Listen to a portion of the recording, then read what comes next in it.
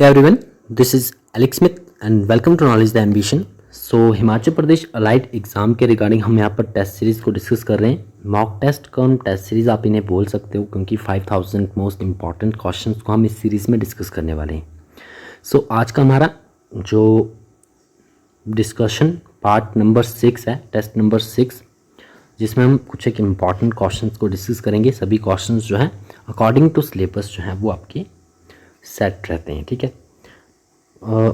यहाँ पर डिटेल्स हैं, ये सभी टॉपिक्स जो हम यहाँ पर कवर कर रहे हैं, ठीक है। सभी टॉपिक्स आपको एक सेशन में देखने को मिल जाएंगे।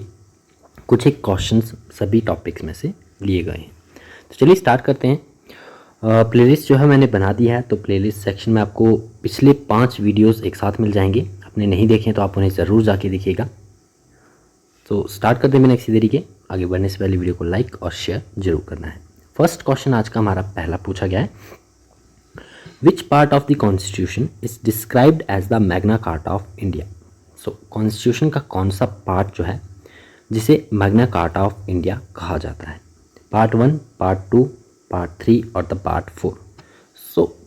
सो सिंपल, आपका सबसे मोस्ट इम्पॉर्टेंट पार्ट है हमारे कॉन्स्टिट्यूशन का, जो कि माना जाता है फंडामेंटल राइट्स वाला, ठीक है, which comes in the part 3 of the Indian constitution. तो इसी पार्ट को जो है मैग्ना कार्टा ऑफ इंडिया कहा जाता है। नेक्स्ट क्वेश्चन है, पूछा गया right against exploitation comes under. Right against exploitation जो है इनमें से किन आर्टिकल्स के अंडर आते हैं? अगेंस्ट एक्सप्लॉयटेशन की बात कर रहे हैं तो राइट आंसर हो जाएगा हमारा ऑप्शन नंबर 1, आर्टिकल 23 एंड 24 बात करते हैं। Right, these are the rights against the exploitations. Option number 1 is the right answer. Next है, where article 31C comes in, article 14 goes out. Who said this? अब ये statement जो है अपने आप में एक कंसेप्ट को यहाँ पर रखती है, ठीक है। कंसेप्ट क्या है आप एक बार ज़रूर गो थ्रू कीजिएगा। अगर आपने पॉलिटी में लक्ष्मीकांत को पढ़ा है तो आपको पता होगा लाई करती है यार जो आपकी स्टेटमेंट है। Where article 31C comes in, article 14 goes out. Article 14 क्या है? ये हमारा एक फंडामेंटल राइट है, ठीक है। 31C just before the constitutional remedies. आप एक बार खुद से गो थ्रू कीजिएगा, ठीक है। कंसेप्ट यहाँ पर समझाने बैठूंगा तो बहुत जो है वो लंबा हो जाएगा वीडियो। राइट आंसर हो जाएगा हमारा option number 2, supreme court. Supreme court का ये आपका स्टेटमेंट है कि जहाँ पर आर्टिकल 31C आता है वहाँ पर जो है वो आर्टिकल 14 जो है वो नल एंड वॉइड हो जाता है, ठीक है। नेक्स्ट है क्वेश्चन नंबर 4, पूछा गया है permanent laws are issued by the dash. जो परमानेंट लॉज हैं वो बेसिकली इशू किए जाते हैं बाय द पार्लियामेंट, ठीक है। पार्लियामेंट के पास ही पावर है कि वो परमानेंट लॉज को जो है वो इशू कर सकती है। Option 2 is the right answer. Next question है, who introduced rule of law. Rule of law basically ये कंसेप्ट जो है वो किसने इंट्रोड्यूस किया है? राइट आंसर है हमारा option number 4, which is A.V. Dicey का नाम आपने सुना होगा। इन्हीं के द्वारा जो है भी ये पर्टिकुलर रूल ऑफ लॉ की जो ये थ्योरी है इन्हीं के द्वारा डिफाइन की गई है, ठीक है। इन्हीं के द्वारा इंट्रोड्यूस की गई है। नेक्स्ट क्वेश्चन है, according to the Supreme Court even a private body or an agency working as an instrument of the state falls within the meaning of the state under which article? तो अगर आपने fundamental rights को starting से पढ़ा है, fundamental rights आते हैं हमारे आर्टिकल 12 से लेकर 32 तक, ठीक है। अगर आपने स्टार्टिंग में आर्टिकल 12 को पढ़ा होगा तो आर्टिकल 12 क्या बात करता है? ये बात करता है the meaning of the state. जो भी स्टेट वर्ड हमारे पार्ट 3 और part 4 of the Indian constitution में आएगा उसका क्या मीनिंग है वो आपका मीनिंग दिया है आर्टिकल 12 में। According to the Supreme Court even the private body और an agency working as an instrument of the state falls within the meaning of the state. ये डिफाइन किया गया है in article 12। Option number 3 is the right answer. Next question है, The Supreme Court held that the rule of law as embedded in article dash। तो supreme court के द्वारा जो है ये स्टेटमेंट दी गई कि जो आपका रूल ऑफ लॉ है as embedded in article 14। Option 2 is the right answer. Next question है the concept of equal protection of law has been taken from the dash constitution. तो इक्वल प्रोटेक्शन ऑफ लॉज एक concept आता है आपका equality before law, ठीक है, और दूसरा कंसेप्ट आता है आपका equal protection of laws. So basically जो इक्वालिटी बिफोर लॉ का कंसेप्ट है ये ब्रिटिश कॉन्स्टिट्यूशन से लिया गया है, और जो इक्वल प्रोटेक्शन ऑफ लॉज हैं ये कंसेप्ट आपका अमेरिकन कॉन्स्टिट्यूशन से लिया गया है। So option number 1 will be right answer. Next है martial law affects only dash. तो जो आपके मार्शल लॉज जो आपके किसी भी पर्टिकुलर एरिया में लगाए जाते हैं वो अफेक्ट करते हैं किसको, फंडामेंटल राइट्स को। Option number 1 is the right answer. Fundamental rights जो हैं कुछ एक को छोड़कर बाकी सारे नल एंड वाइड हो जाते हैं जहाँ पर मार्शल लॉ जो है वो इम्पोज किया जाता है। नेक्स्ट है the president of India and the governor of states enjoy the immunities under which article.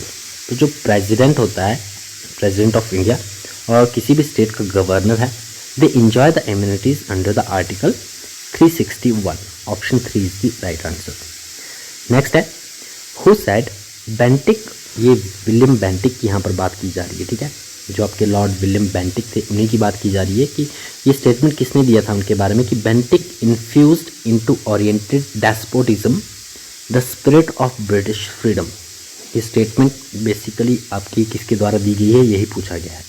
तो ये स्टेटमेंट दी गई थी by the lord Macaulay. Option 4 is the right answer.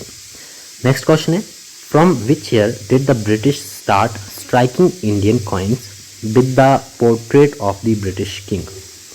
तो कौन सी डेट से जो है वो ब्रिटिशर्स ने कॉइन्स स्टार्ट किए थे with the portrait of British king. तो ये आपके स्टार्ट हुए थे from the 1835। Option 3 will be the right answer. Next है who among the following is popularly known as Periyar. इनमें से किसे जो है वो पेरियार के नाम से जाना जाता है, काफ़ी पॉपुलर नाम है। सो राइट आंसर है option number 4 which is EV Ramaswamy Naicker. इन्हें पॉपुलरली जो है वो पेरियार के नाम से जाना जाता था। नेक्स्ट है क्वेश्चन पूछा गया है in 1953 under whose chairmanship was the first OBC commission formed. तो पहली ओबीसी कमीशन पूछा गया कि किसकी चेयरमैनशिप के अंडर जो है वो फॉर्म की गई थी। डेट आपको बताइए 1953 में फॉर्म हुई थी। सो राइट आंसर हमारा ऑप्शन नंबर 4 विच इज़ काका कालेकर, ठीक है। Option 4 will be the right answer. इन्हीं की चेयरमैनशिप में जो है वो फर्स्ट आपकी ओबीसी कमीशन फॉर्म हुई थी इन 1953। नेक्स्ट क्वेश्चन है under whose presidentship Congress split into 2 groups. तो जब कांग्रेस स्प्लिट हुई थी इनटू 2 ग्रुप्स तो उस समय प्रेसिडेंटशिप थी आपके रास बिहारी बोस की। Option number 1 will be the right answer. Next question है who among the following is known as the desert fox. इनमें से किसे जो है वो डेजर्ट फॉक्स के नाम से जाना जाता है। सो राइट आंसर हमारा ऑप्शन नंबर 2 जनरल रोमेल जो थे इन्हें डेजर्ट फॉक्स के नाम से भी जाना जाता है। नेक्स्ट क्वेश्चन है who subsumed Punjab to the British government. So right answer हमारा ऑप्शन नंबर 4 लॉर्ड डलहौजी के द्वारा ये वर्क जो पर्टिकुलर आपका सब्समेशन था, ठीक है, ये किया गया था of the Punjab to the British government. Next है who started the newspaper free Hindustan in America. तो फ्री हिंदुस्तान जो था ये न्यूज़पेपर था जिसे कि अमेरिका में स्टार्ट किया गया था। पूछा गया कि किसके द्वारा स्टार्ट किया गया था। सो राइट आंसर है तारकनाथ दास थे, इन्हीं के द्वारा अमेरिका में जो है वो फ्री हिंदुस्तान नामक का ही न्यूज़पेपर स्टार्ट किया गया था। नेक्स्ट है द एडिटर ऑफ स्वदेश वाहिनी वाज डैश। स्वदेश वाहिनी के एडिटर कौन थे। सो राइट आंसर है ऑप्शन नंबर 3 रामकृष्ण पिल्लई जो थे स्वदेश वाहिनी के एडिटर हुआ करते थे। नेक्स्ट है the shortest duration of all British constitutional experiments in India was dash. तो शॉर्टेस्ट ड्यूरेशन पूछी गई है। बेसिकली जो ब्रिटिशर्स के द्वारा जो आपके लॉज पास किए जाते थे to govern the Indian territory, उसका शॉर्टेस्ट ड्यूरेशन आपको बताने की कौन से एक्ट का जो था वो शॉर्टेस्ट ड्यूरेशन रहा था। सो आप यहाँ पर अगर आप डिफ्रेंशिएशन देखोगे इंडियन काउंसिल एक्ट ऑफ 1861, उसके बाद 92, देन 1909 जिसे पार्लियामेंट्री रिफॉर्म भी कहा जाता है 1919। तो इन दोनों के बीच में काफ़ी कम समय है, ठीक है, ड्यूरेशन काफ़ी शॉर्ट है। सो सो राइट आंसर हो जाएगा हमारा ऑप्शन नंबर 3। 1909 वाला इंडियन काउंसिल एक्ट था जिसे मॉर्लेमेंटो रिफॉर्म भी कहा जाता है। सो बेसिकली इसका जो था ड्यूरेशन काफ़ी शॉर्टेस्ट रहा था, ठीक है, ओनली 10 ईयर्स। नेक्स्ट है trophic levels in the food chain is formed by, जो फूड में ट्रॉफिक लेवल्स होते हैं which are formed by all of above, सभी राइट आंसर होंगे इन सभी के द्वारा। डेट्रियस हो गया, हेटरोट्रॉफ्स हो गए, ऑटोट्रॉफ्स हो गए, सभी के द्वारा जो है वो ट्रॉफिक लेवल जो है वो फूड चेन में फॉर्म होते हैं। नेक्स्ट क्वेश्चन है when was the Ganga action plan started. तो गंगा एक्शन प्लान जो था ये स्टार्ट हुआ था 1986 में। Option 2 will be the right answer. Next है which of the following elements is considered to be the largest source of commercial energy consumption in the world. Globally बात पूछी जा रही है कि इनमें से कौन सा ऐसा एलिमेंट है which is considered to be the largest source of commercial energy. So right answer हो जाएगा हमारा option number 3 which is oil. Next है in which of this following can we find brackish water ecosystem. Basically पूछा ये जा रहा है कि इनमें से किस में जो है वो ब्रैकिश वाटर इकोसिस्टम फाउंड होता है। सो राइट आंसर हमारा हो जाएगा option number 3 which is deltas. Deltas में जो है हमें ब्रैकिश वाटर इकोसिस्टम देखने को मिलता है। नेक्स्ट क्वेश्चन है how many total number of biodiversity hotspots are there in the world. All over world में तो टोटल बायोडाइवर्सिटी हॉटस्पॉट की बात करें तो 36 हैं। Option number 1 will be right answer. Next question है ozone is an allotrope of oxygen which is dash in nature. First आपको information दी गई कि ओजोन क्या है, एक एलोट्रॉप है ऑक्सीजन का, जो कि नेचर में कैसा होता है, तो नेचर में होता है आपका ट्राई एटॉमिक होता है। Option 2 will be the right answer. Next है methane is formed after the reduction of dash. Methane form होती है after the reduction of organic acids. Option 1 will be the right answer. Next है an ecological succession which begins on the place rich in inorganic contents but poor in organic contents is called what। तो एक ऐसा ecological succession जो कि शुरू होता है on a place जो कि रिच होते हैं इन ऑर्गेनिक कंटेंट्स में लेकिन पुअर होते हैं ऑर्गेनिक कंटेंट्स में, तो इसे हम क्या कहते हैं, इसे कहते हैं आपका autotrophic succession. Option 2 will be the right answer. Next है This ecosystem constitute a systematic link between terrestrial and marine ecosystem। तो एक सिस्टमैटिक लिंक कौन क्रिएट करता है between the terrestrial and marine ecosystem, तो मैंग्रोव फॉरेस्ट में ये देखने को मिलता है। Option 2 will be the right answer. Next है the concept of ecological niche was introduced by. तो ये इकोलॉजिकल नीशे का कंसेप्ट जो था इंट्रोड्यूस किया गया था जे ग्रेनर के द्वारा, ठीक है। Option 1 will be the right answer. Next है What is the height of Shrikhand Mahadev Peak, one of the important pilgrimage sites in Himachal Pradesh. Shrikhand Mahadev peak काफ़ी फेमस आपकी एक पिलग्रिमेज साइट है हिमाचल प्रदेश में। हाइट यहाँ पर पूछी गई है, आप मुझे ये बताइएगा कमेंट बॉक्स में कि ये पर्टिकुलर कौन से डिस्ट्रिक्ट में सिचुएटेड है, ठीक है, लोकेटेड कौन से डिस्ट्रिक्ट में है। श्रीखंड महादेव पीक छोटी है, श्रीखंड महादेव का वहाँ पर टेम्पल है, काफ़ी लोग जो है वो ट्रैकिंग पे जाते हैं, अच्छा खासा ट्रैक है। सो हाइट की बात करें तो 6134 मीटर की हाइट पर ये स्थित है, ठीक है। Option number 4 will be the right answer.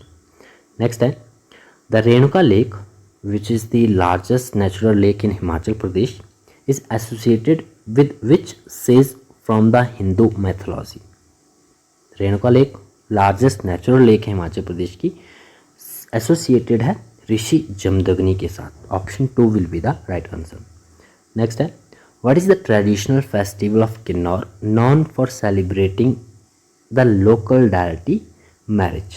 इनमें से ऑप्शंस में से आपको बताना है, ठीक है। यहाँ पर पर्टिकुलर कोई ऐसी इन्फॉर्मेशन नहीं दी गई है, तो ऑप्शन के हिसाब से बताना है। ऑप्शन नंबर 4 है फुल्लैच, पर्टिकुलरली आपका किन्नौर में मनाया जाता है। It is known for celebrating the local deity marriage. Next है which pass connects the Kullu valley to Lahaul Spiti valley. तो कुल्लू वैली और लाहौल स्पीति वैली को कौन सा पास जो है वो कनेक्ट करता है, सो ये रोहतांग पास है। Option 1 will be the right answer. Next है in which district is the famous ski resort town of Narkanda located. तो जो आपका फेमस स्की रिजॉर्ट टाउन है नारकंडा लोकेटेड है कौन से डिस्ट्रिक्ट में, शिमला में। Option 2 will be the right answer. Next है the Masroor rock temple often referred to as Himalayan pyramids is dedicated to which deity. तो मसरूर रॉक टेम्पल्स जो हैं जिन्हें हिमालयन पिरामिड्स के नाम से भी जाने जाते हैं, ठीक है, ये जाने जाते हैं, डेडिकेटेड है to the lord Shiva. Option 1 will be the right answer. Next है which is the first electrically operated crematorium in Himachal Pradesh. I don't know ये क्वेश्चन जो है किस तरह से बना है, किसने बनाया, बट वेल जो आपका first electrically operated crematorium in Himachal Pradesh वो धर्मशाला में, ठीक है। Option 3 will be the right answer. Next है the great Himalayan national park in Himachal Pradesh is UNESCO world heritage site. Information दी गई है, बताया गया कि ग्रेट हिमालयन नेशनल पार्क जो है हिमाचल प्रदेश में एक यूनेस्को वर्ल्ड हेरिटेज साइट है। आपको बताना है कि in which year was designated, कब इसे ये डेजिग्नेट किया गया था as a UNESCO's world heritage site. So right answer will be the 2014। Option 3 है। नेक्स्ट है which is the longest river of Himachal Pradesh. अब लॉन्गेस्ट पूछी गई है, तो हिमाचल प्रदेश में बहने वाली जो लॉन्गेस्ट रिवर है वो है ब्यास रिवर। नेक्स्ट है अभी हिमाचल प्रदेश में बहने वाली रिवर्स की बात करिए, ओवरऑल रिवर्स की बात नहीं की गई है कि लेंथ वाइज बात करें या फिर आपकी वाटर डेंसिटी वाइज बात करें, तो आपके आंसर्स डिफरेंट हो जाएंगे। लेकिन हिमाचल प्रदेश में बहने वाली लॉन्गेस्ट रिवर, ठीक है, कौन सी रिवर जो है हिमाचल प्रदेश में सबसे ज़्यादा बहती है लॉन्गेस्ट, सो ब्यास होगी। नेक्स्ट है in which year did Himachal Pradesh became a full fledged state of the Indian union. So right answer option 4 3 no, right answer option number 3 नहीं होगा, ठीक है, 4 होगा, 1972। नेक्स्ट है peninsular India has the following zonal soil type. तो जो peninsular India है कौन सा जो आपका जोनल सॉइल टाइप यहाँ पर पाया जाता है, तो mainly yellow and red. Option 1 will be the right answer. Next होगा the common tree species in Nilgiri hills. Nilgiri hills में जो कॉमन ट्री स्पीशीज़ है वो कौन सी है, तो मेनली इक्लिप्टस टाइप के ट्रीज यहाँ पर स्पीशीज़ जो हैं वो देखने को मिलती है नीलगिरी हिल्स में। Option 3 will be the right answer. Next है which of the following plant shows chloroplast dimorphism. ठीक है, कौन सा प्लांट जो है शो करता है क्लोरोप्लास्ट डाइमॉर्फिज्म को, सो ये शुगर केन होगा। Option 1 will be the right answer. Next है bark of this tree is use as a condiment. कौन से ट्री की बार्क जो है वो एज अ कॉन्डिमेंट यूज होती है, तो सिनेमन होगा। Option 1 will be the right answer. Next है 40 डिग्री नॉर्थ लैटिट्यूड, जो आपका पूछा गया है 40 degree north latitude act as a demarcation line between what? Between the north and south Vietnam. Option 3 is the right answer. Next है seismic sea waves which approach the coast at greater force are known as. जो seismic sea waves की बात करें which approach to the coast at the greater force पे tides हम नहीं कहेंगे, greater force पे वो आपकी सुनामी होगी। ठीक है, seismic अर्थक्वेक की वजह से जो आपकी seismic sea waves होती हैं, ठीक है, जो कि अप्रोच करती है at the coast at a greater force, they are known as tsunami. Option 2 will be the right answer. Next है the drainage pattern developed on folded sedimentary rock is termed as. तो ऐसा drainage pattern which is developed on a folded sedimentary rock it terms as a dendritic. Option 2 will be the right answer. Next है contour line is the imaginary line joining places of equal what? Rainfall, humidity, elevation or temperature. So elevation will be the right answer. Contour जो है उस line को कहा जाता है एक imaginary line है जो कि ज्वाइन करती है places of the equal elevation. Next है lakes which contain high concentration of humic acid is in water is dash. So ये आपकी मेनली डायस्ट्रॉफिक लेक्स कहलाती हैं। Option 3 will be the right answer. Next है the eastward continuation of the Brazil current is called what. तो जो आपका Brazil current है उसका ईस्टवर्ड कंटिन्यूशन क्या कहलाता है, सो ये आपका कहलाता है South Atlantic drift. Option 2 will be the right answer. Next है in public budget zero base budgeting was first introduced in. Public budget में जो आपका जीरो बेस्ड बजटिंग है ये इंट्रोड्यूस हुई थी कहाँ पर, इंट्रोड्यूस कहाँ पर हुई थी ये पूछा जाता है। सो राइट आंसर यूएसए में होगा। यूएसए में जो है zero based budgeting first time introduce हुई थी। नेक्स्ट क्वेश्चन है, national income accounting is the study of the income and expenditure of the entire what, entire economy. जो आपकी नेशनल इनकम अकाउंटिंग है, it is the study of income and expenditure of the entire economy. Basically statement आपको complete करनी थी। So entire economy की यहाँ पर बात की जाती है।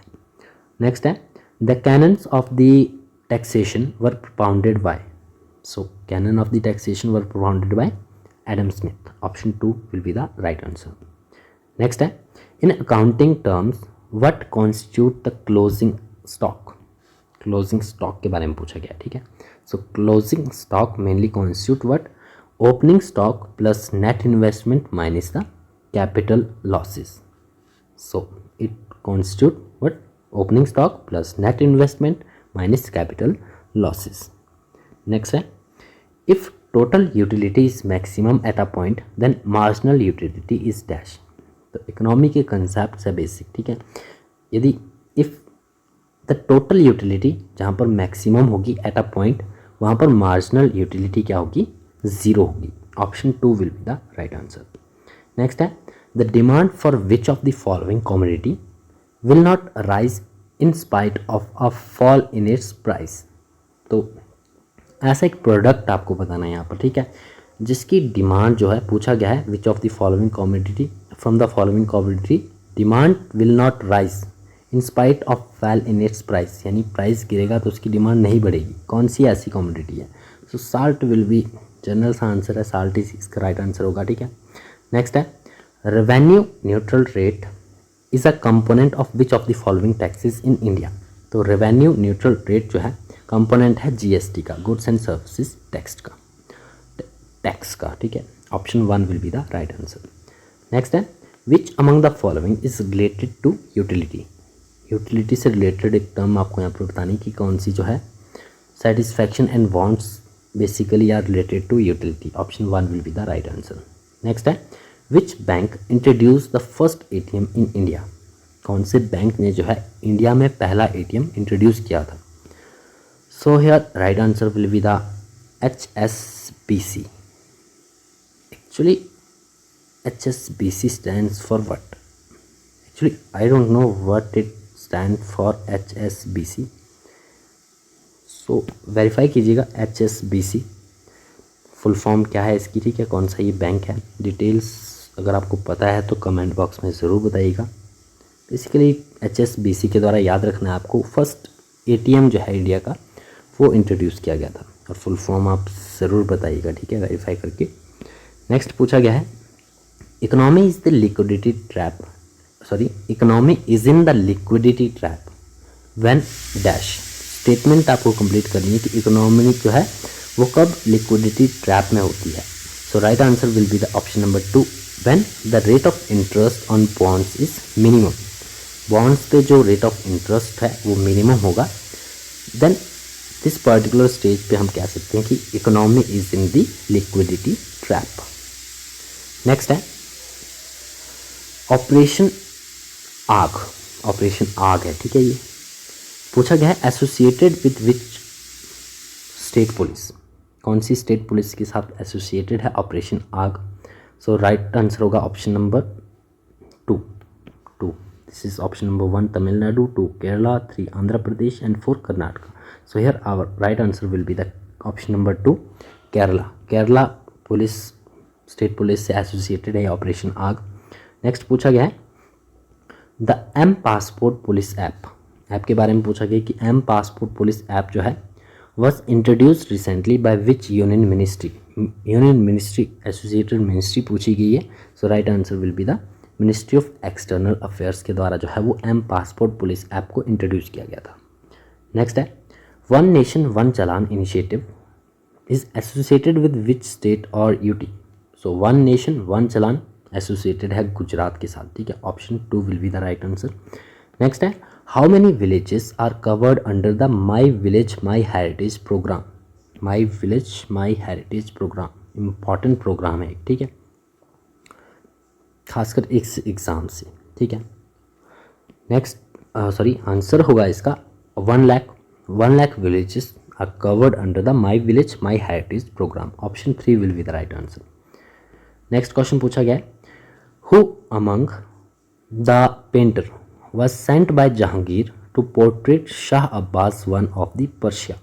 जहांगीर के द्वारा कौन सा एक हिंदू पेंटर था बेसिकली ये, तो पूछा गया कौन सा एक ऐसा पेंटर था जिसे कि भेजा गया था जहांगीर के द्वारा to portrait the Shah Abbas one, जो कि पर्शिया का था। सो ये भेजा गया था बिशन दास को। Option 2 will be the right answer. Next है, Siddi Bashir mosque is located at, तो ये पर्टिकुलर मॉस्क जो है रिलेटेड है आपका, लोकेटेड है अहमदाबाद में। Option 1 will be the right answer. Next है, who among the following was instrumental in designing new Delhi in collaboration with the Edwin Lutyens. Edwin Lutyens का नाम आपने कई बार सुना होगा क्योंकि न्यू दिल्ली को डिज़ाइन इन्होंने किया था। अब पूछा गया है कि इनके साथ और कौन थे, ठीक है, in collaboration with the Edwin Lutyens. So इनके साथ थे आपके कौन थे, Herbert Baker. Option 4 will be the right answer, Herbert Baker जो थे। नेक्स्ट क्वेश्चन पूछा गया है, which chapter of Mahabharata deals with fruitless effort to bring about peace between the Kurus and Pandavas. कौन से चैप्टर में आपका ये कौन सा चैप्टर जो है इस पर्टिकुलर स्टेटमेंट से आपको बताने के लायक करता है, कौन सी ये स्टेटमेंट कौन से चैप्टर में लायक करती है। Which chapter of Mahabharata which deals with the fruitless efforts to bring about peace between Kurus and Pandavas. So ये था आपका mainly Udyoga Parva. Option 3 will be the right answer. Next है, which of the following handloom is specially made in Punjab. Handlooms के नाम आपको बता दिए गए हैं, शीशा, फुलकारी, पातशाह और चिकनकारी। सो फुलकारी आपने बेसिकली सुना ही होगा, फुलकारी हैंडलूम जो है it is specially made in Punjab. Next question है, आई थिंक ये लास्ट क्वेश्चन था। तो आज के इस सेशन में इतने ही क्वेश्चन हम डिस्कस करेंगे। आई होप ये सेशंस आपके लिए बेनिफिशियल रहेंगे, ठीक है।